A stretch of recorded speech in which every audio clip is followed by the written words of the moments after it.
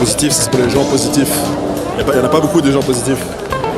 Donc le plus on colle des trucs sur les gens, le plus ils sont positifs.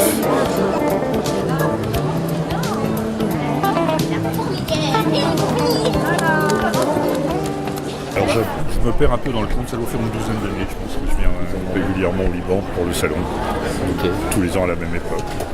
Mazen Kerbaj, par exemple, je ne l'avais jamais rencontré.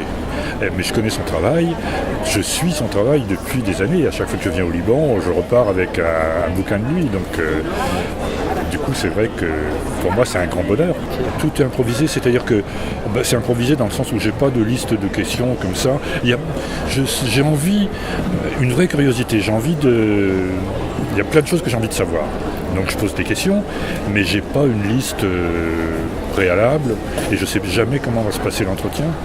Quelquefois, ça se passe pas du tout comme on a prévu. Non, mais sinon, c'est vrai que c'est plutôt un grand plaisir, parce que c'est à la fois le plaisir de retrouvailles, parce que là, je retrouve souvent des gens que je connais un petit peu, que j'aime bien, et puis voilà, puis c'est le plaisir de la découverte en même temps.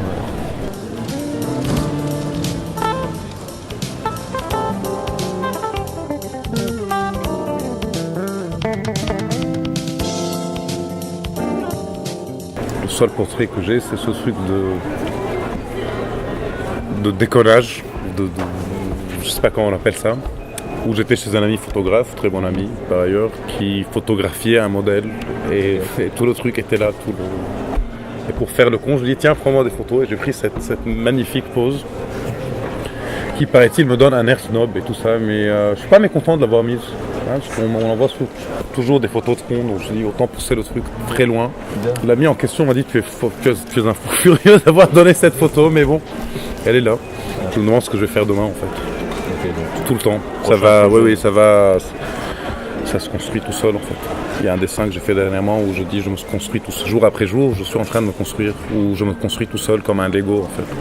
Et c'est vraiment comme un Lego où tu commences quand tu es gamin et tu sais pas si tu vas faire une maison ou juste tu mets des Legos et tu vois ce qui se passe à la fin, quoi.